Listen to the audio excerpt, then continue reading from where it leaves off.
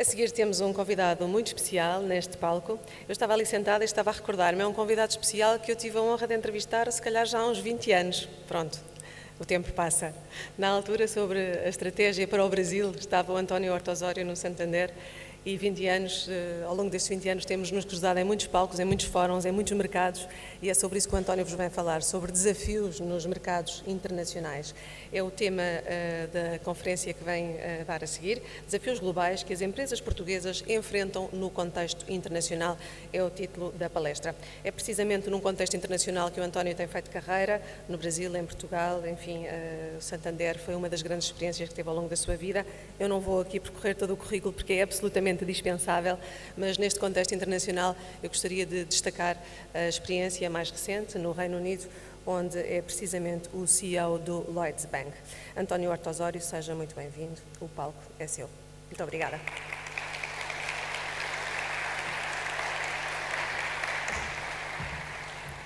Dar uma nota final, antes de passar a palavra ao António, de que estará disponível no final da sua intervenção para 3, 4 perguntas da audiência. Creio ser um momento importante em que podemos conversar aqui um pouco mais. Muito obrigada. Obrigado, Rosália.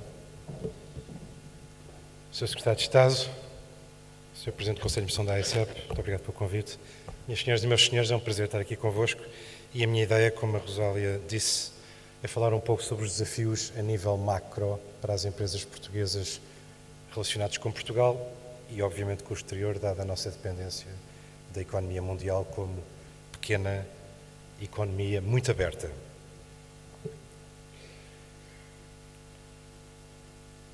Okay.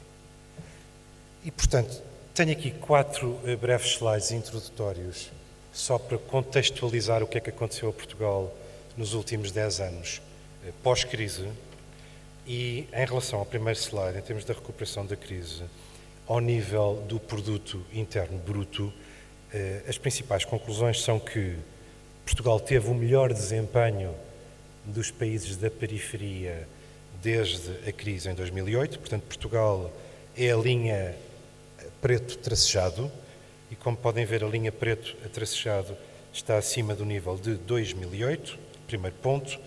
Estamos muito melhores do que a Espanha, que está a cor de laranja. Estamos muito melhores ainda que a Itália, que é a linha verde, que é o segundo mais baixo. E, obviamente, muito acima da Grécia, que é a linha azul, que é a pior. E estes, portanto, são os pontos mais importantes destes últimos 10 anos.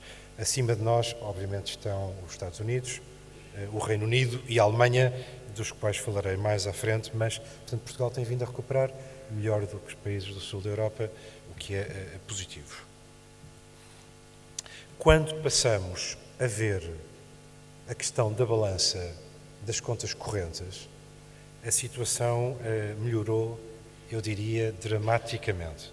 Portanto, como podem ver, as barras representam o déficit à esquerda nos últimos 10 anos. Nós chegámos a ter, no período entre 2007 e 2010, déficits das contas correntes superiores a 10% do PIB, o que significa que importávamos ou consumíamos recursos do exterior mais do que 10% do que aquilo que podíamos exportar, uma situação obviamente insustentável e que levou a uma contração muito forte, como todos sabemos, da procura interna, com enormes esforços da população portuguesa e das empresas portuguesas. A partir de 2013 atingimos uma situação de equilíbrio e, passando para o gráfico da direita, da vossa direita, vê-se que o déficit que nós tínhamos, que eram cerca de 20 mil milhões do PIB e que foram totalmente cobertos por um enorme crescimento das exportações, e a partir do ano 2016 as exportações sobem ainda mais, mas aí as importações também sobem. Eu gostava de destacar que dos 20 mil milhões de déficit, metade dessa diferença foi coberta graças ao setor do turismo, o que é realmente muito salutar e positivo. Portanto, contas externas equilibradas, o que é importante, além de um crescimento, como disse antes, superior aos nossos parceiros. Em terceiro lugar, e o que é que se passa com o emprego e com a taxa de desemprego? Nós, em termos de desemprego, Portugal continua a ser a linha preta a tracejado. Portugal portou-se melhor ainda que a França desde 2007. Portanto, a França, que é a linha verde, nós estamos abaixo do nível de desemprego da França, que continua a baixar, e estamos abaixo do nível de desemprego que tínhamos em 2007. Portanto, isto é positivo também. Desculpa, não passei o gráfico. Portanto, a linha preta traçada, como veem, além de estar abaixo dos 3 países que eu já tinha referido, também está abaixo da França, o que é bastante positivo. E, finalmente, quarto e último slide sobre estes últimos 10 anos, quando olhamos para o déficit das contas públicas, e podem ver no gráfico à vossa esquerda, que também aí atingimos níveis nos anos de 2010 a 2012 de cerca de 10% de déficit orçamental. Portanto, aquilo que o Estado recebia era 10% inferior àquilo que o Estado despendia, situação completamente insustentável e que no gráfico da vossa direita provocou que a dívida pública passasse para o dobro do valor que tinha. Portanto, a dívida pública, que em 2007 estava em cerca de 65% do PIB, alcançou 130% do PIB. De novo, com o enorme esforço que se fez de contração da procura e que as empresas e as famílias portuguesas fizeram, nós estamos com um déficit cada vez menor e que este ano poderá estar, como sabemos, à volta de zero, que é um exemplo a nível europeu, eu diria. E, entretanto, dado o déficit tender para zero e o PIB estar a crescer, a dívida em percentagem do PIB está finalmente a baixar de níveis muito preocupantes, 130%, muito preocupante. Neste momento está em cerca de 120%, portanto está a ir na boa direção, mas não devemos de maneira nenhuma ser complacentes porque é um nível ainda exageradamente alto. E finalmente trouxe uns dados que me parecem muito interessantes, que estão relacionados com a construção em Portugal, com as casas que começam, com a construção no setor imobiliário que começa, que está a cinzento, e com aquelas que estão completadas, que estão a verde. E este setor é particularmente importante porque, como sabem, é um setor crítico em termos de emprego local, é um setor crítico em termos de valor acrescentado doméstico, e podemos ver que o número de construções no setor imobiliário está, neste momento, cerca de 3 vezes superior ao nível que tínhamos em 2013. Portanto, há uma recuperação notável no setor imobiliário, em termos também de construção, mas, por outro lado, o nível a que estamos, como podem ver no gráfico, é apenas 1/3 daquele que tínhamos em 2007. Portanto, vê-se claramente o impacto que a crise teve no setor imobiliário. O setor é muito importante, está a recuperar, está na boa direção, ainda terá muito para progredir. E dado isto, que eu apenas queria mostrar como introdução ao que vou passar a dizer, gostava de passar aos 3 principais problemas que me parece que deveriam ser o foco na economia portuguesa em termos de prioridades da sociedade e dos diversos governos. E a primeira questão que gostava de debater é do setor bancário, que me parece, como nota introdutória, que está claramente a ir na boa direção. Tenho aqui 2 gráficos que me parecem particularmente importantes. À esquerda, os rácios de capital em Portugal, a verde, na Itália, a encarnado, e na Espanha, que é a linha mais clara.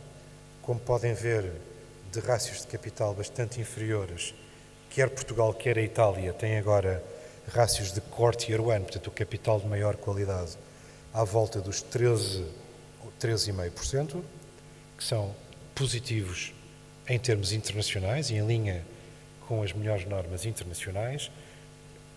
Temos que ter em conta que muito para isto contribuiu a recapitalização que os portugueses fizeram na Caixa Geral de Depósitos, que representa 25% do sistema e recebeu uma injeção maciça de capitais, mas isso contribuiu não só para a estabilização da Caixa, como para a estabilização de todo o sistema, dado o peso da Caixa no sistema.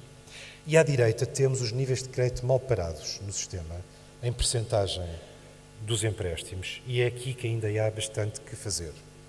Portanto, em percentagem dos empréstimos, nós vemos que a Itália e Portugal, a encarnado e a verde, atingiram níveis de crédito mal parado superiores a 15% dos empréstimos concedidos, o que, se relacionarem com o gráfico anterior, mostra que o capital que os bancos tinham não chegaria para o crédito mal parado, caso o crédito mal parado não fosse recuperado, portanto, uma situação muito preocupante. Esse valor tem vindo a descer de maneira acelerada, o que é bastante positivo, e quer em Portugal, quer na Itália, está agora à volta de 10% do PIB. A Espanha, bastante melhor, não chegou a 10% e está agora a cerca de 5%. Portanto, estamos a ir na boa direção, mas há aqui dois pontos muito relevantes. O primeiro é que 10% ainda é muito alto, portanto, 10% de crédito mal parado, que tem uma cobertura à volta de, penso eu, 50% a 55%, tem que ser comparado com os 13,5% de capital do outro lado, na outra parte do gráfico.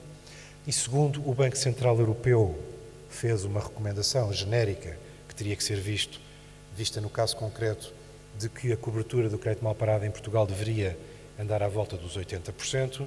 Caso isso acontecesse, portanto, caso a cobertura fosse aumentada neste momento por 80%, os rácios de capital dos bancos, em média, desceriam para cerca de 9%. Portanto, ficariam abaixo dos 13%, e se eu digo que 13 é um nível confortável, obviamente 9 não seria um nível confortável. É claro que os bancos estão, na sua maioria, a apresentar resultados positivos, estão a ir no bom caminho, portanto, com o tempo podem resolver esta questão, mas, de novo, o facto de estarmos aí na boa direção não nos deve levar a ser complacentes, ainda há muito que fazer e, neste aspecto do crédito mal parado, ainda há muito para recuperar e para melhorar a solidez dos bancos em Portugal. Segunda questão, que me parece mais importante e mais complicada, e que o Sr. Secretário de Estado referiu, é o nível de endividamento da economia portuguesa. Não só ao nível do setor público, mas ao nível da economia como um todo.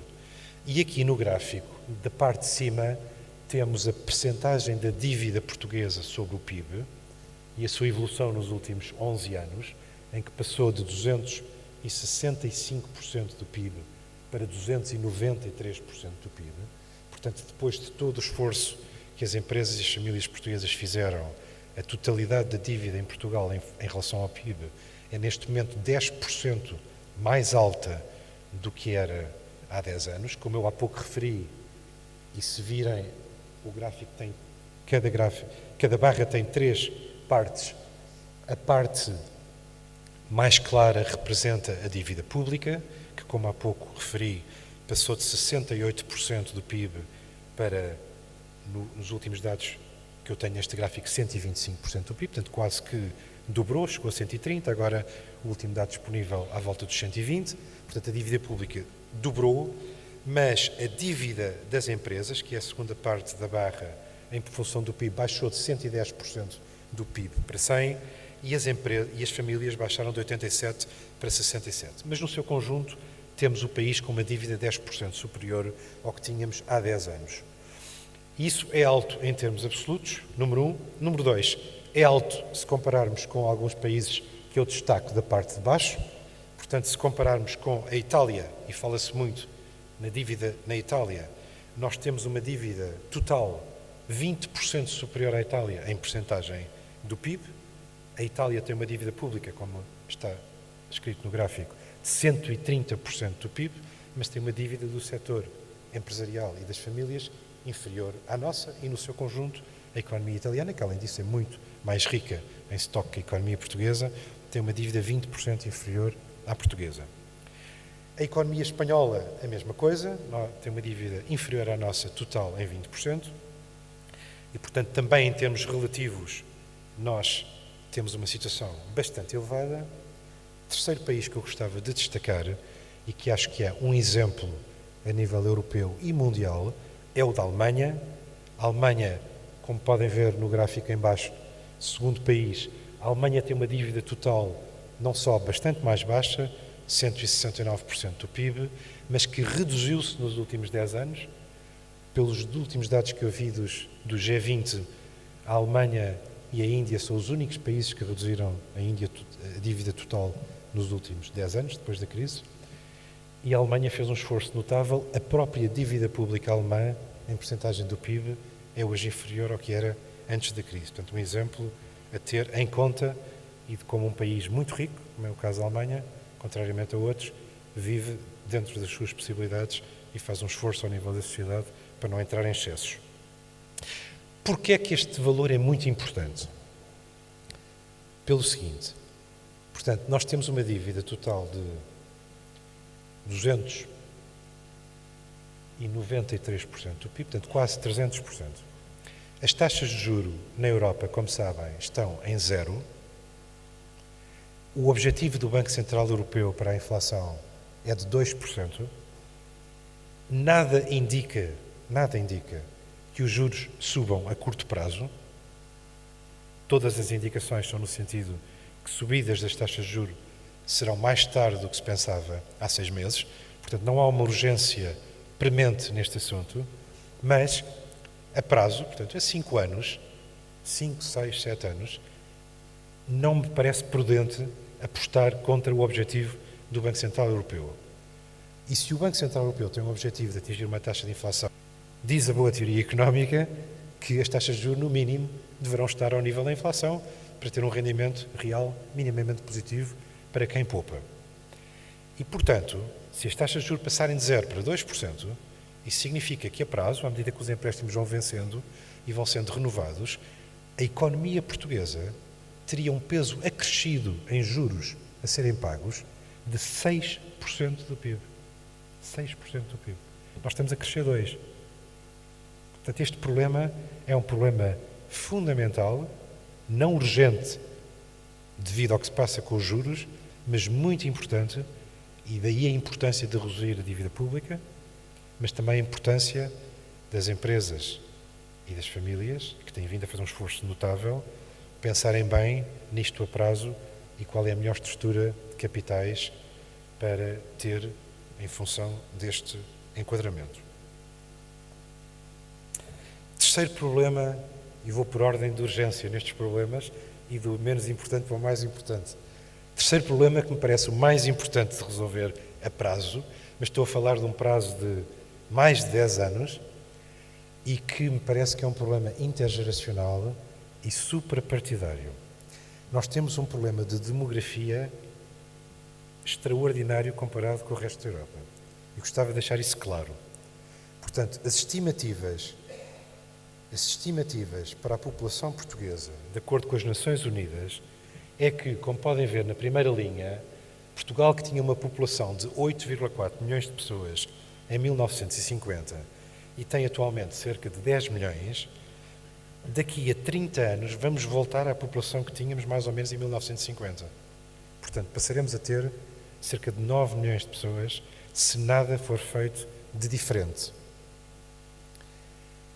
Combinado com isso, o rácio de dependentes, consideradas as pessoas que não trabalham ou que estão em reforma, sobre quem trabalha, e que atualmente o nosso rácio de dependentes, como está na terceira linha do gráfico, é de cerca de, como temos 68%, é de cerca de 1,5 trabalhadores para cada dependente, passará em 2050 a mais de 1 para 1.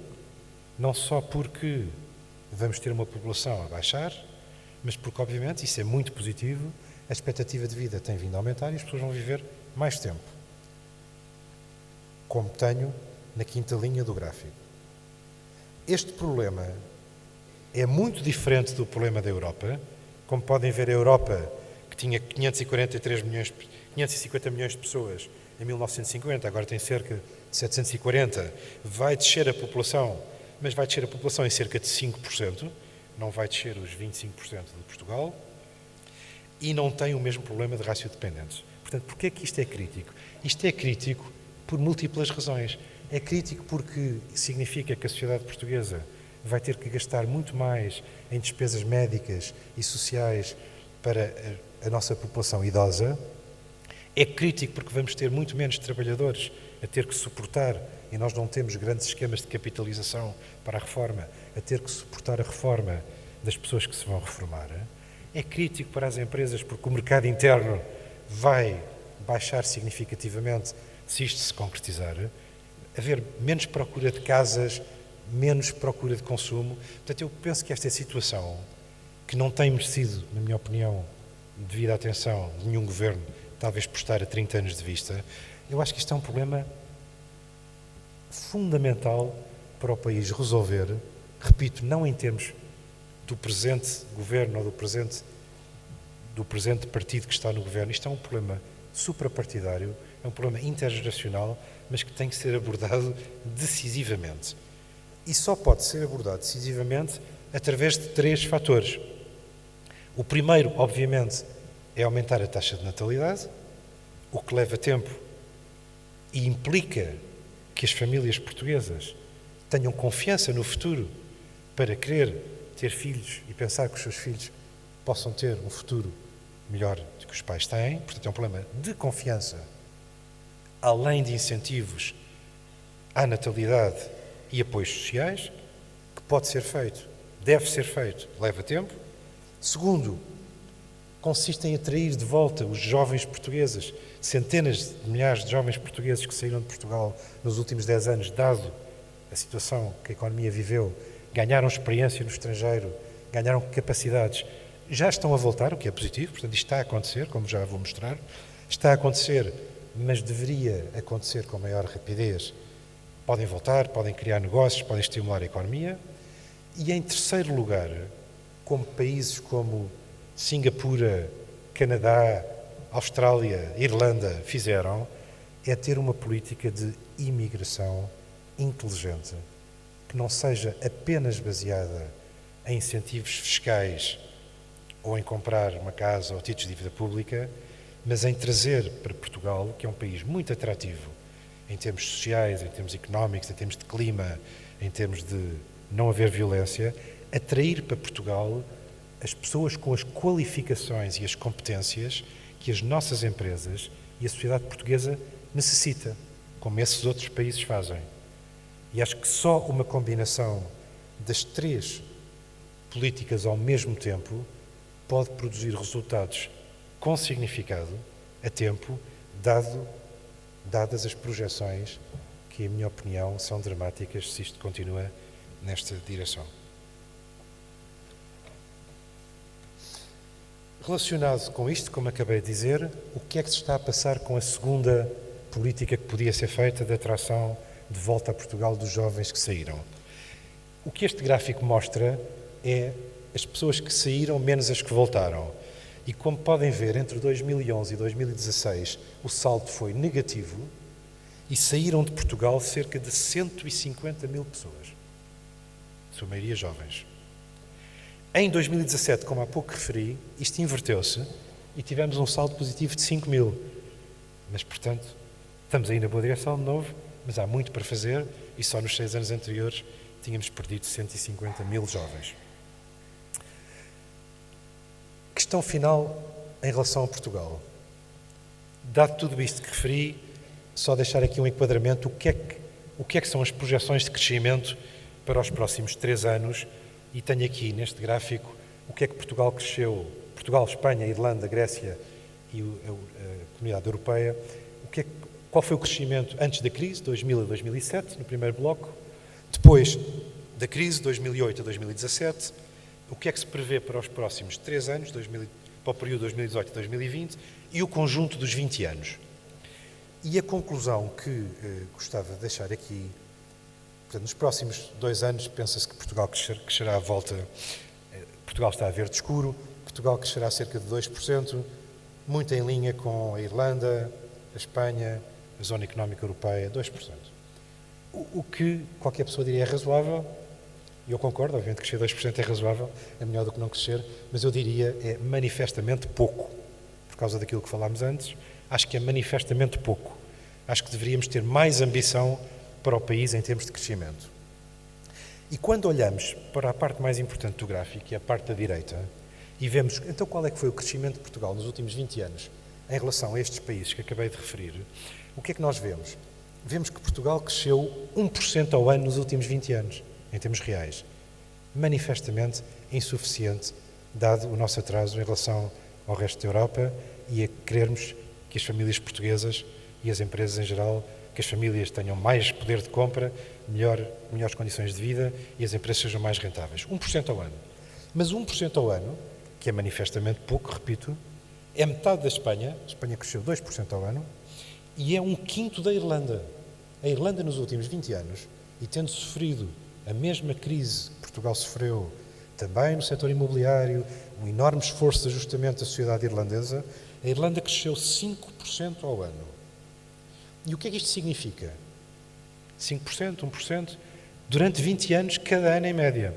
Portanto, isto significa que, se fizerem a taxa composta, que a Irlanda, em 20 anos, criou o dobro da riqueza, em média, relativamente a Portugal.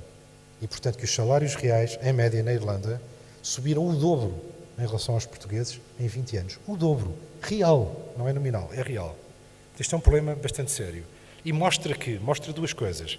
Mostra a nossa falta de ambição. Portanto, nós deveríamos ter a ambição, como país, de fazer mais e melhor. E demonstra, pela mesma bitola, olhando para a Irlanda, que é obviamente possível fazer mais e melhor. Portanto, este era um apelo que eu também gostava de deixar aqui.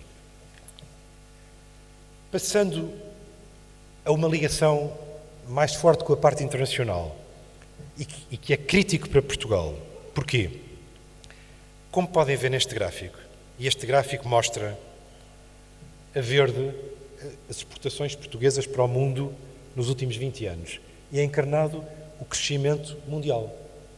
E como podem ver, a correlação não é 1, mas é muito próximo de 1. Ou seja, nós, obviamente, podemos e temos vindo a ganhar cota de mercado. A nossa cota de mercado no mundo de exportações é pequena, portanto, pode-se ganhar cota de mercado, mas o facto é que, historicamente, a correlação entre o crescimento mundial e as exportações portuguesas é muito próxima de 1.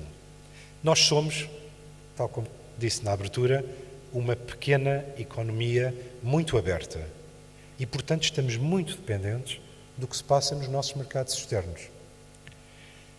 E isso é bom ou é mau? Obviamente bom, é um mercado muito maior do que o mercado doméstico e, como falei, o mercado doméstico tem alguns problemas importantes que têm que ser resolvidos e as perspectivas de crescimento mundial que estão encarnado, atracejado e que são as previsões do Fundo Monetário Internacional é que a economia internacional cresça cerca de 3,3% este ano e continue à volta desses níveis. E 3,3% é inferior ao que foi nos últimos 2 anos, mas é um nível de crescimento bastante razoável. Portanto, há uma expectativa de continuação de crescimento que pode continuar a favorecer o crescimento das exportações portuguesas, como se tem vindo a verificar, mas há alguns riscos importantes, também a nível internacional, e eu também gostava de destacar 3 deles.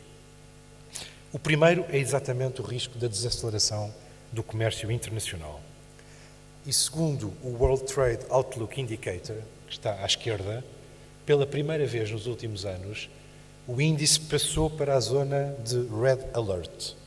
Portanto, estamos em zona encarnada. Porquê é que estamos em zona encarnada? Aliás, tem aqui vários componentes. À direita, o último que continua verde são os volumes de mercadorias que são exportadas e importadas, transacionadas, mas como podem ver, todos os outros estão em encarnado ou amarelo.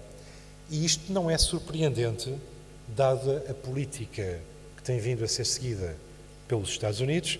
Estamos todos a par das questões de comércio entre os Estados Unidos e a China, que tiveram um episódio recente, a semana passada, na direção negativa.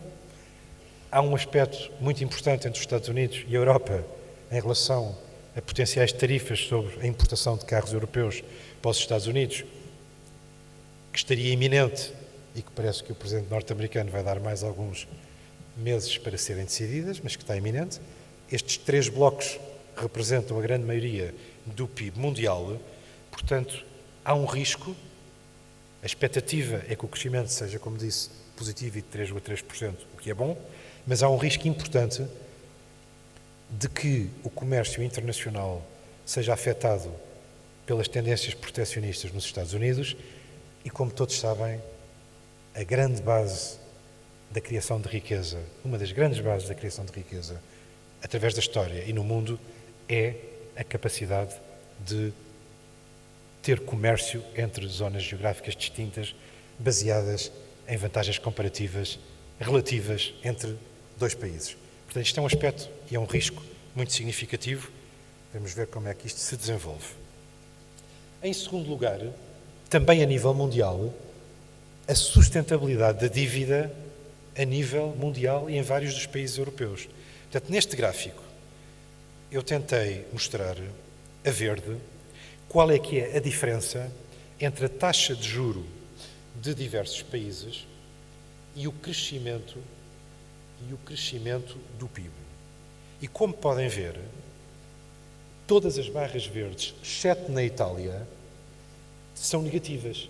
O que é que isso quer dizer? Como há pouco dizia, as taxas de juros na Europa são zero, o crescimento na Alemanha, nos Estados Unidos, na França, no Japão, Portugal, o crescimento é positivo, as taxas de juros estão à volta de zero, próximas de zero, portanto, a dívida em percentagem do PIB vai diminuindo, uma vez que pagamos juros à volta de zero, e o PIB real é positivo, o PIB nominal ainda é mais positivo, a dívida em percentagem do PIB diminui o problema.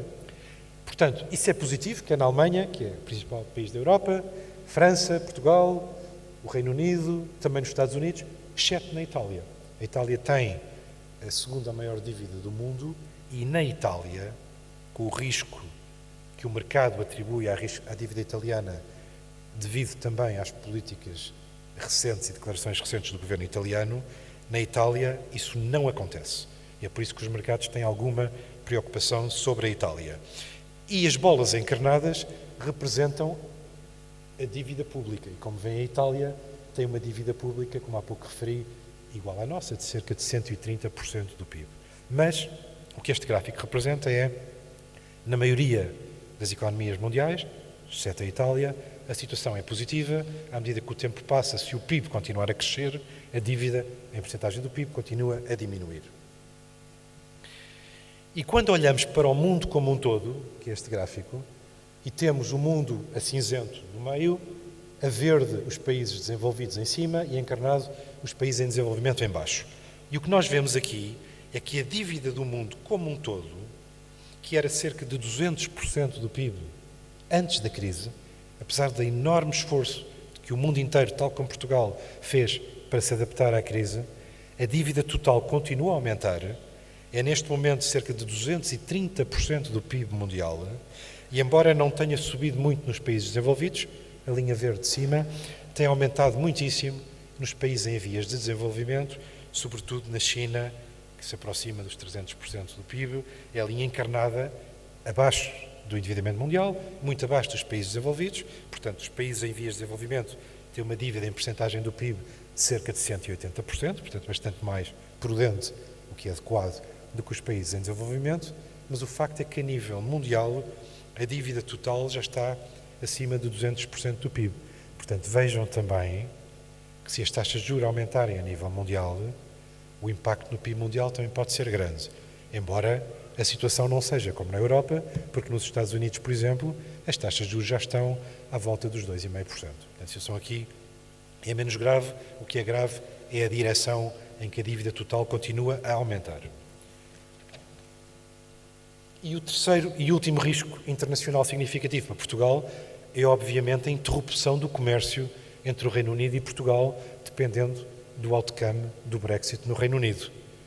E eu aqui apenas queria mostrar, na parte da esquerda, como podem ver, as exportações britânicas.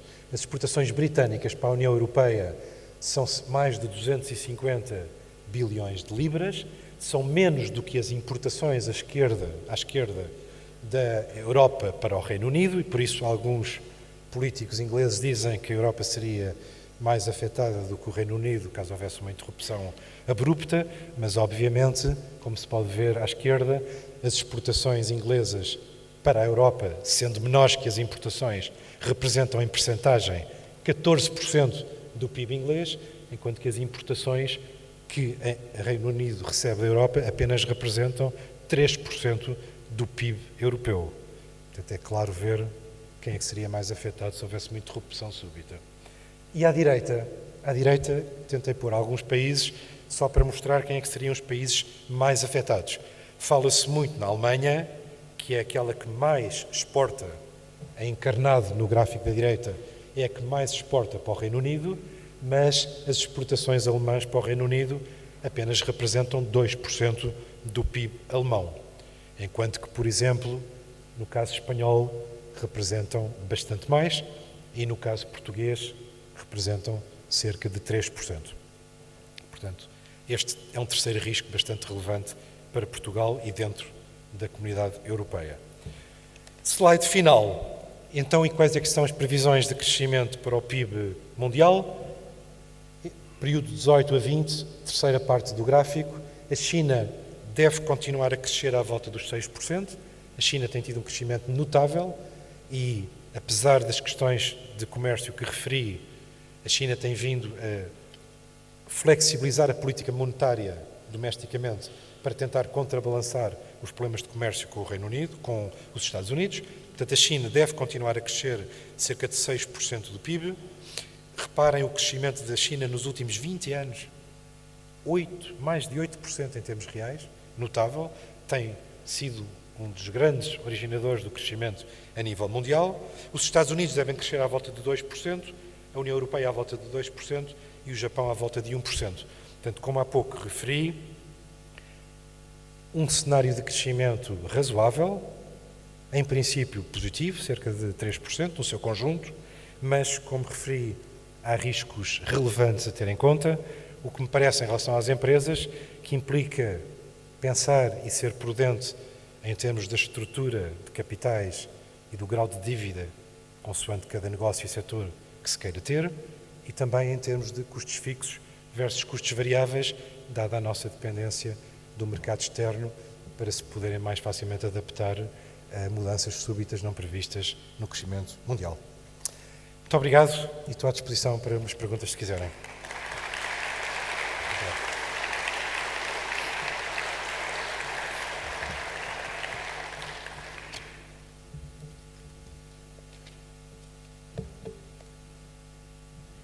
Alguma pergunta?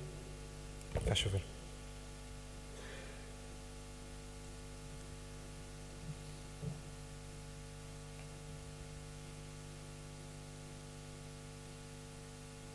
Parece que o microfone não está a funcionar.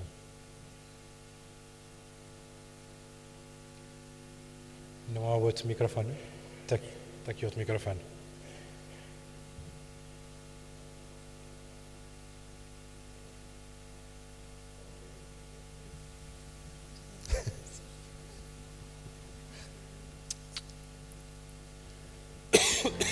Muito bom dia. Miguel Fontoura, ICEP Portugal Global. Estando o Dr. Horta Osório num local privilegiado para assistir às tendências da economia internacional e do comércio internacional, gostaria de lhe perguntar como vê a evolução da imagem das empresas exportadoras portuguesas no mercado internacional e já agora também no Reino Unido. Tem sido uma evolução positiva? Temos conseguido acrescentar valor? Gostaria muito de ouvir a sua opinião. Obrigado. Obrigado pela sua pergunta. Vejo bastante bem. Acho que a imagem de Portugal no mundo, especialmente dentro do Reino Unido e a partir do Reino Unido, como sabe, o Reino Unido está muito virado para fora, portanto, comenta muito nas questões em termos globais. Acho que a imagem de Portugal tem vindo a melhorar. Acho que as exportações e o esforço que tem vindo a ser feito pelo país tem vindo a ser muito destacado, não só em termos das exportações, do turismo, mas também do esforço de ajustamento que o país tem vindo a ser feito, de estarmos no caminho para ter um déficit próximo de zero, de sermos apontados um pouco como o aluno, exemplo a nível europeu. A nossa promoção do Ministro das Finanças, a Presidente da Ecofin, é um reflexo disso. Portanto, acho que a imagem de Portugal tem vindo a melhorar bastante. Acho que isso é muito positivo e agora o que temos que fazer é continuar na direção e não sermos complacentes, porque ainda há muito para resolver e, estando na boa direção, temos um problema de estoques bastante relevante e apesar de eu achar que temos tempo, é melhor sermos mais como a formiga do que como a cigarra. Está aqui uma pergunta aí atrás.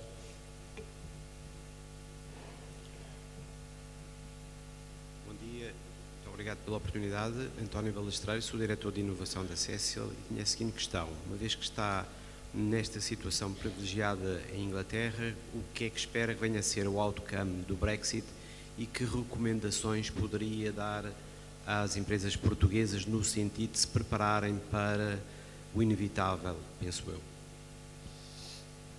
Pois, Sabe que em relação ao outcome do Brexit, eu diria, como uma vez um famoso treinador de futebol disse, prognósticos só no fim do jogo. E é um processo que tem vindo a ser muito difícil, como todos sabemos.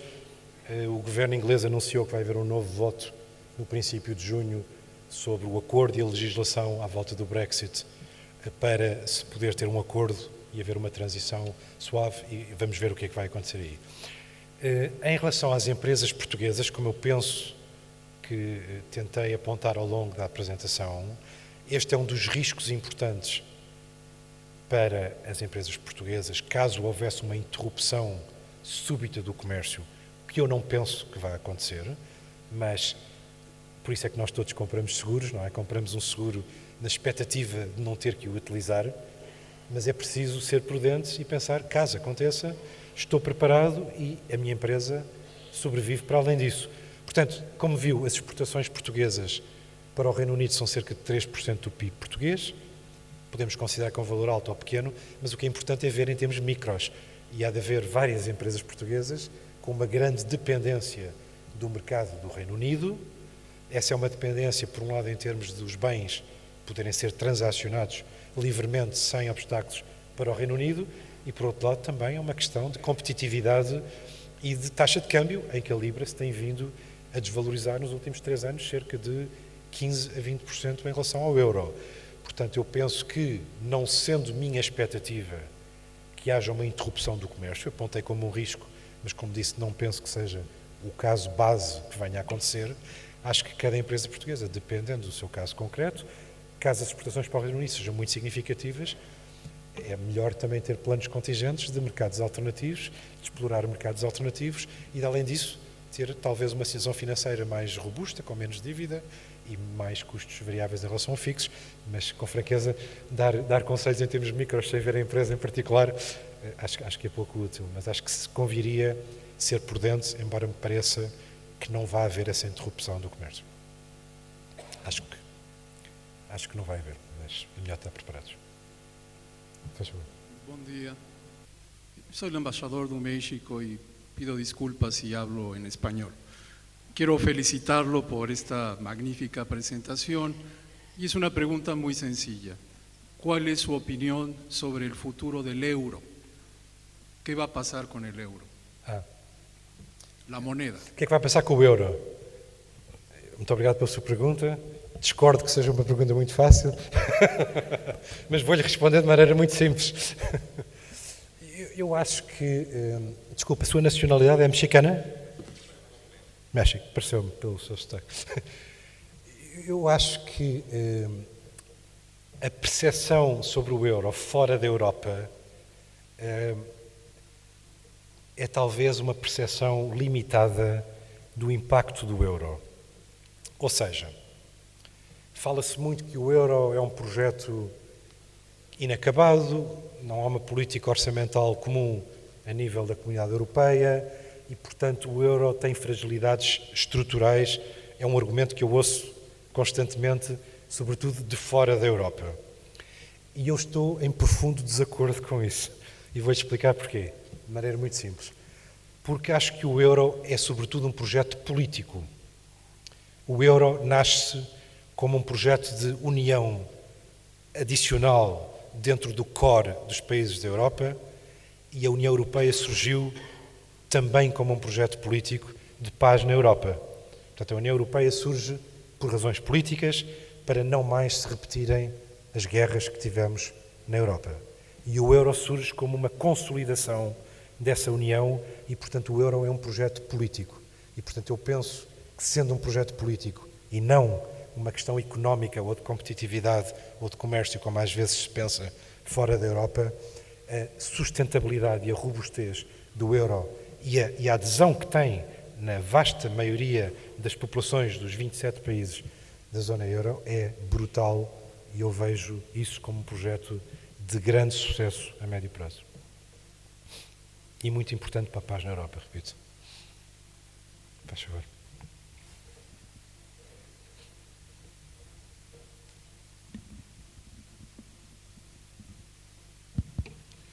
Antes de mais, muito obrigado e parabéns pela apresentação com que nos presenteou e pelos alertas que nos deixou. A questão objetiva que eu gostaria de colocar é, na sua análise e em algumas das perspectivas futuras, como é que vê o impacto da evolução tecnológica, em particular da automatização e da robotização, um bocadinho aqui na sua análise e nas previsões. E já agora pedindo desculpa, João Dias da ICEP, que não me tinha apresentado. Muito obrigado. Muito obrigado. Acho que é uma pergunta muito relevante e vejo isso com muito otimismo por um lado e com bastante preocupação por outro. E vou-lhe dizer porquê. Portanto, tal como nós tivemos a Revolução Industrial, tal como nós tivemos a eletricidade, tal como nós tivemos a internet, agora estamos, ainda mais que a internet, estamos na via da digitalização, da inteligência artificial, da robotização, como mencionou. Mas o que isto tudo significa é que muitas das tarefas repetitivas e de pouco valor acrescentado que alguns dos colaboradores das nossas empresas fazem hoje com salários, como há pouco referia, que nós gostaríamos que aumentassem e não que reduzissem, vão ter menos valor no futuro. E, portanto, da mesma maneira, tal como as revoluções anteriores, isto vai provocar, potencialmente, e está a provocar, um crescimento adicional muito grande em termos globais, pelo enorme aumento de produtividade e de valor acrescentado que esta revolução vai trazer, ao mesmo tempo, e daí a minha preocupação, traz uma enorme necessidade de nós qualificarmos urgentemente não só os colaboradores das nossas empresas, mas darmos aos nossos filhos e aos jovens em Portugal as qualificações necessárias para terem sucesso no mundo digital do futuro. E o que é que isto significa? Significa, em termos práticos, que precisamos de muito mais engenheiros, muito mais matemáticos, muito mais estatísticos do que outras tarefas que são mais repetitivas e podem ser substituídas ou pela robotização ou pela inteligência artificial com valor acrescentado. E, portanto, eu penso que isto significa, em termos do país, que deveria haver uma análise urgente dos currículos nos colégios, dos cursos nas universidades e ver se estamos, como dizem os ingleses, fit for purpose do que o futuro vai trazer, se estamos realmente a proporcionar que o esforço que as famílias, os pais, os alunos fazem na sua educação está a ser focado nas qualificações e competências corretas que lhes vão proporcionar terem o devido payback disso no futuro. E se isso for feito, acho que vamos ter uma era de enorme crescimento e sem aumentar as desigualdades. Mas caso isso não seja feito, e acho que é urgente, eu vejo isto, como disse, como grande preocupação, não só em termos sociais, mas porque isso levará inequivocamente a um aumento das desigualdades entre quem tem competências e quem não tem. Isso preocupa-me muito. Muito obrigado. Não sei se há alguma pergunta final. Tomaria mais uma. Obrigado.